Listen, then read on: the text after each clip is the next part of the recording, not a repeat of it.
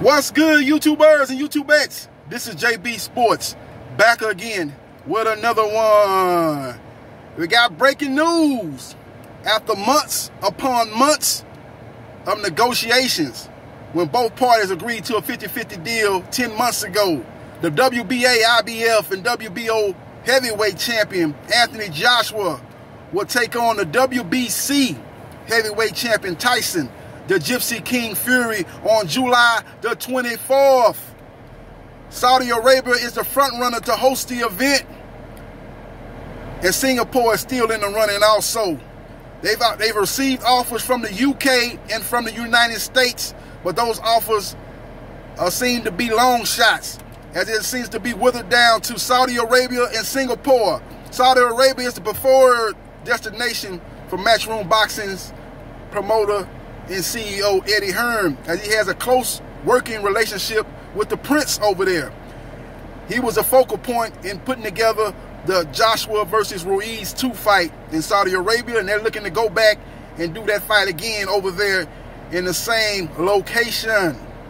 Now, Tyson Fury might not want to do that, because even though both guys are not from the area, they've got a close working relationship with the Prince and Anthony Joshua's promoter, Eddie Hearn. It'll be a Matchroom influence event.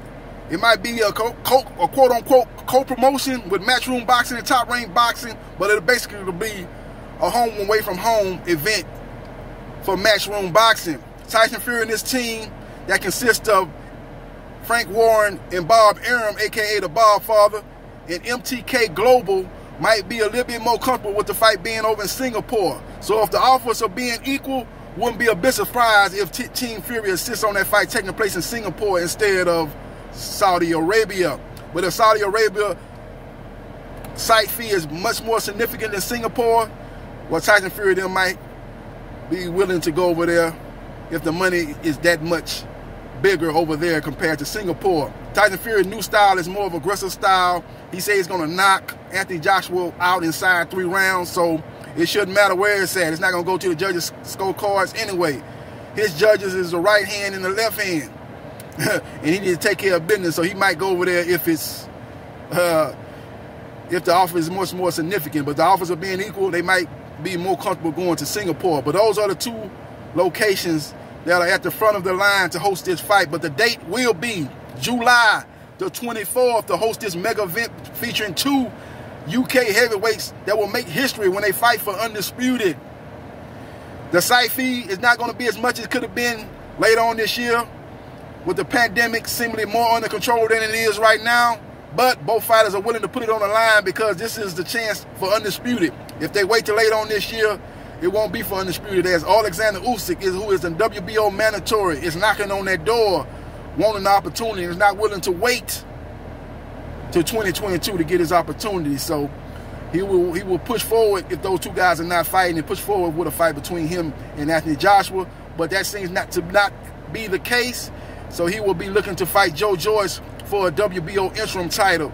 And later on, after Joshua and Fury won, they will be awarded that one of that fight the full WBO heavyweight title. We will see what happens. We will see what transpires, but that's the breaking news. This fight will take place July 24th. The UK, United States, and America are pretty much out of the running. The fight will take place in either Saudi Arabia or Singapore.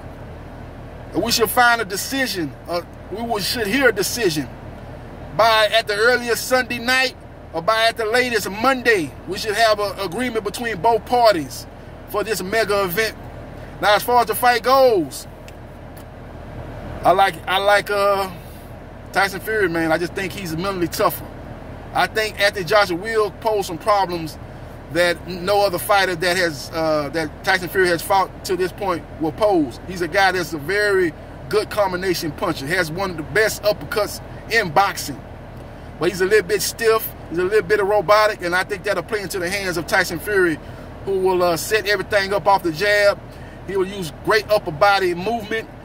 He'll confuse Anthony Joshua with his awkwardness and his just a great instinct and just a great feel for the boxing game, for being a fighter, for getting out punches from different angles, from knowing when to throw the punch, knowing when to counter, knowing when to slip this punch. I just think it'll be a little bit too much. And with him being a little bit more aggressive, sitting down on his punches, he'll be setting that right hand up and landing that right hand on a confused and bewildered AJ when we get toward the second half of that fight. I think AJ will have his moments early on. I think his combinations will give Fury problems early on. I think he'll be landing the uppercut.